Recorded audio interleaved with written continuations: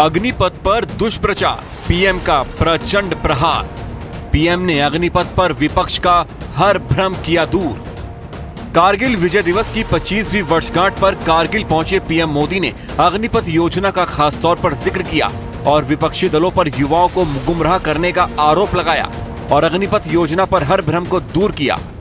मोदी ने अपने भाषण में अग्निपथ योजना के बारे में और भी कई बातें कही। उन्होंने बताया कि अग्निवीर योजना क्यों लाई गई, इस योजना के पीछे सरकार का क्या मकसद है। पीएम ने बताया कि अग्निपथ योजना का लक्ष्य सेना को जवान बनाना है। भारत के सैनिकों की औसत आयु, एवरेज एज, ग्लोबल एवरेज से ज्यादा होना, ये हम सबकी चिंता बढ़ाता रहा है।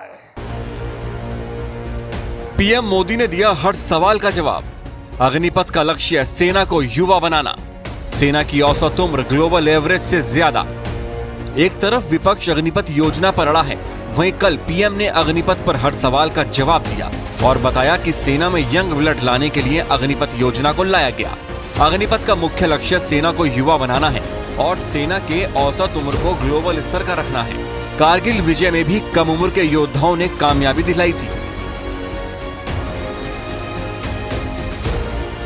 अग्निपथ का लक्ष्य सेनाओं को युवा बनाना है। अग्निपथ का लक्ष्य सेनाओं को युद्ध के लिए निरंतर योग्य बनाए रखना है।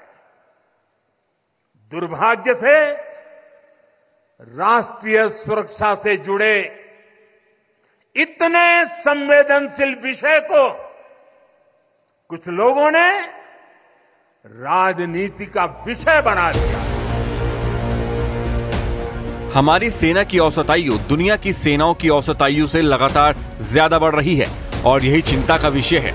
एक स्टडी के मुताबिक फील्ड यूनिट में कमांडिंग ऑफिसर की उम्र 35 साल से ज्यादा नहीं होनी चाहिए, जबकि भारतीय सेना में ज्यादातर फील्ड कमांडिंग ऑफिसर 44 से 46 साल के बीच के हैं। सेना की तरफ से फील्ड कमांडिंग ऑफिसर की उम्र को कम करने की कोशिश की गई, लेकिन इसके बावजूद ज्यादातर फील्ड कमांडिंग ऑफिसर 40 से ज्यादा उम्र के ही हैं। LTTE विद्रोह के वक्त श्रीलंका पहुंची भारतीय सेना को इसी तरह की परेशानी का सामना करना पड़ा था।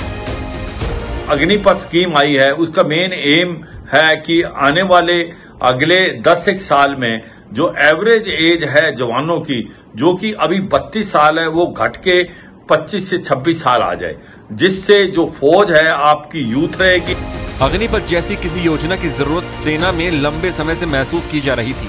सेना लंबे समय से बढ़ती उम्र का बोझ झेल रही थी, जबकि पड़ोसी देश पाकिस्तान ने अपनी सेना की उम्र को कम करने के लिए काम किया और अपने अधिकारियों को जल्दी प्रमोशन दिए ताकि कमान ज्यादा से ज्यादा युवा अधिकारियों के पास रहे। जबकि भारतीय सेना में 1980 और 1984 कैडर रिव्यू किया गया, अधिकारियों का प्रमोशन हुआ लेकिन अधिकार नहीं मिले। इससे कमान में उम्र का एक असंतुलन पैदा हुआ। 20 साल तक इंतजार करने के बाद अधिकारियों को 40 से 50 की उम्र तक कमान मिली। अब जबकि चीन बार बार हमें ललकारता है और अपने चारों ओर के दुश्मनों से निपटने के लिए हमें युवा और जोश से भरी सेना चाहिए जो दुश्मन के दांत खट्टे कर दे।